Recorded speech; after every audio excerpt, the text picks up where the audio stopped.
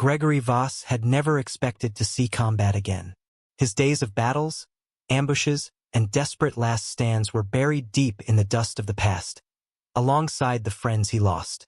The old wounds, both physical and emotional, had become part of him, much like the wrinkles around his eyes and the dull ache in his bones. But the stars had a way of pulling men back in. He'd fought wars under those stars, left pieces of himself scattered across alien worlds. His body was worn down, but inside, a fire still smoldered. A fire that knew what it was to fight when there was nothing left to give.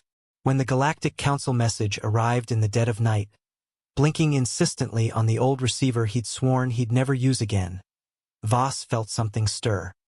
He poured himself a cup of coffee and stared at the encrypted message with tired eyes, knowing exactly what it would say. He took a deep breath and opened it. Tarek's face flickered into view on the hologram, older and worn, but his eyes still carried the same fierce determination Voss remembered from the war. "Greg, I know you didn't think you'd hear from me again," he exhaled, leaning closer to the camera, his voice grim. "But we've run out of options. The Xiln are back." Voss grunted, stirring his coffee. "I thought the council had made peace with them." Tarek's expression darkened. "This isn't diplomacy, old friend. This is extermination. They've burned through 3 species already. Entire civilizations gone, not a soul left alive." His voice dropped. "And Earth's next." Voss let the silence hang between them for a moment. He'd seen the Xiln in action before. Cold, merciless, efficient. They didn't just conquer, they erased. If they were coming for Earth, this wasn't going to be a fight. It was going to be a slaughter. Tarek's voice softened, almost pleading. "We need you, Greg. Not as a soldier, those days are behind you. But the younger generation, they've never fought like we did. They don't know what it takes to survive when the galaxy wants you dead." Voss swirled the coffee in his cup, staring out at the dark horizon. A part of him wanted to say no. He'd earned his peace. He'd buried his weapons, just like he'd buried his comrades. But peace was a fleeting thing in this universe. And if the Xiln were coming, there wasn't going to be a peaceful place left to retire to. Voss sighed deeply, setting his cup down with a soft clink. "All right, Tarek," he muttered. "One more time." The Galactic Council cruiser Solace was an impressive ship, sleek, modern, brimming with the latest technology. But to Gregory Voss it felt too clean. There was no grime, no history in its metal walls. Ships, just like soldiers, needed to carry scars if they were worth anything. The students gathered in the training room were an eclectic mix.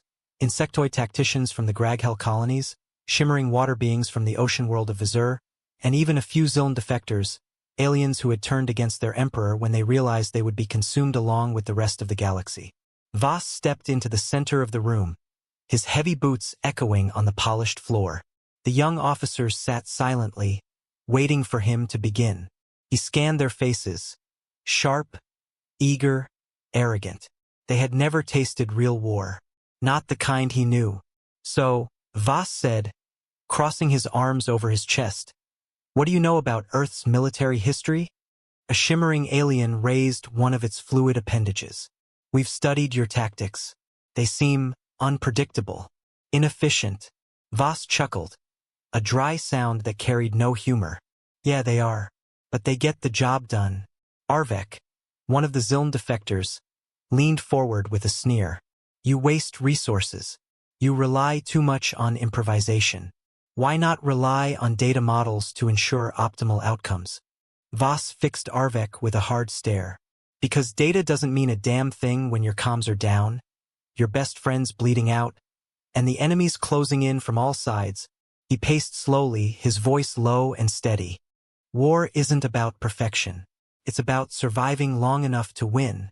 The room fell into an uneasy silence. Voss stopped, turning to face the group. "You think humans are weak because we don't have your fancy technology. But let me tell you something, when everything goes to hell, and it always does, it's not your tech that'll save you. It's what's in here." He tapped his chest with a fist. "Grit, heart, the ability to fight when you've got nothing left." Vizur rippled uncertainly. "But surely logic. Logic won't get you out of an ambush at 3 a.m. in the middle of an alien jungle. Voss snapped.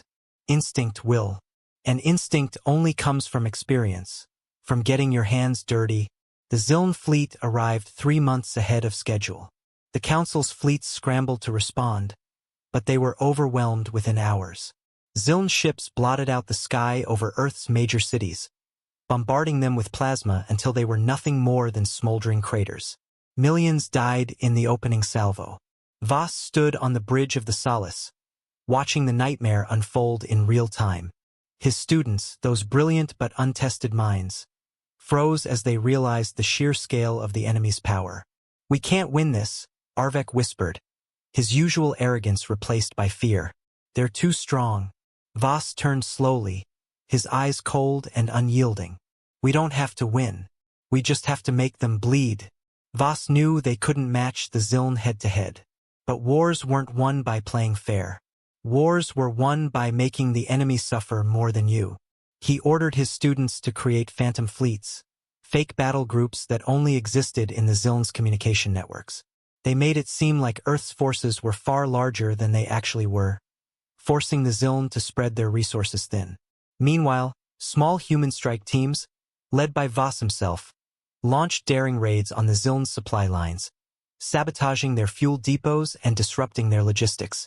Every time the Xiln tried to regroup, Voss's teams hit them again, striking from the shadows before disappearing into the night. "This isn't about winning battles," Voss told his students. "It's about making them pay for every inch of ground they take, until they decide it's not worth the cost." The Xiln grew desperate.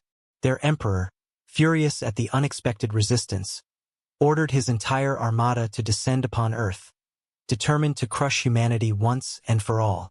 Voss and his students made their final stand in orbit, aboard a patchwork fleet of human and alien ships. It wasn't much, just a handful of old destroyers, freighters, and scavenged fighters. But Voss didn't care. They had one job: hold the line. The battle was chaos. Ships collided, plasma cannons roared, and the stars burned with the fury of a dying world. Voss stood on the bridge of the Solace, barking orders as the enemy swarmed around them. His students fought with everything they had, throwing themselves into the fray with reckless abandon. In the final moments of the battle, Voss's team managed to hack the Xiln flagship, shutting down its systems for 30 precious seconds. 30 seconds was all they needed. "All ships," Voss growled into the calm, "target their reactors. Now!" The Xiln flagship exploded in a blinding flash, and with it, the tide of the battle turned. The surviving Xiln ships retreated, their morale shattered. Humanity had survived. Again, as the wreckage drifted through space, Voss sat back in the command chair, his body aching but his heart light. He looked at his students, those strange, brilliant beings who had fought beside him, who had learned what it meant to be human. "The fight's yours now," Voss said quietly. "Make it count." And with that, Captain Gregory Voss closed his eyes, the weight of his long journey finally lifting. His war was over, but his legacy would endure. The bridge of the Solace was quiet now, save for the soft hum of life support systems and the occasional ping from nearby wreckage drifting across the battlefield. Most of the crew sat in stunned silence, the weight of what they had accomplished slowly sinking in.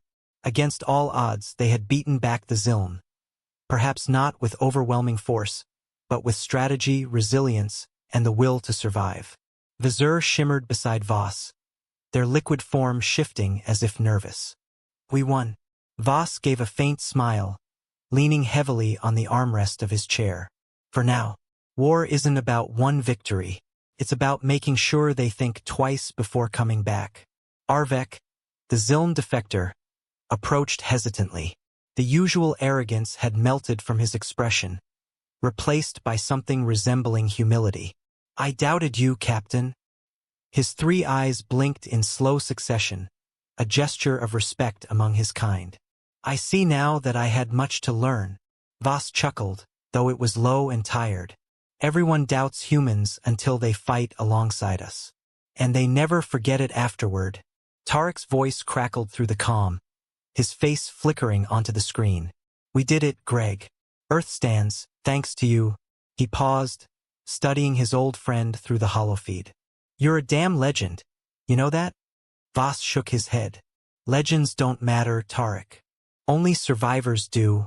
He tapped his knuckles on the armrest, signaling to the bridge crew. "Now let's figure out how we rebuild." Rebuilding wasn't glamorous. There were no parades, no grand celebrations. The war had left humanity teetering on the brink of ruin, and now the real work began. Cities lay in rubble, food supplies dwindled, and millions of lives had been lost. But humanity knew how to survive. It was what they did best. Voss spent the next several months working alongside his crew, training his former students in leadership roles and teaching them not just how to fight, but how to rebuild a broken world. He gave them the tools they needed to shape the future, though he knew deep down that the scars of the Xiln invasion would linger for generations. As for Voss, the strain of the battle, both physical and emotional, was catching up to him. His body was worn, and though his mind remained sharp, the weight of the war pressed down on him like an old wound that refused to heal. The aches in his joints weren't just from age, but from the countless burdens he'd carried for decades. He knew his time was running out. One evening, as the Solace orbited the now recovering Earth, Arvek found Voss sitting alone in the observation deck, gazing silently at the blue-green orb below. "Captain," Arvek said softly, standing at attention, "I wanted to thank you for everything. I thought strength came from power, but you've shown me otherwise. Strength, it's persistence. It's fighting on, no matter how broken you are."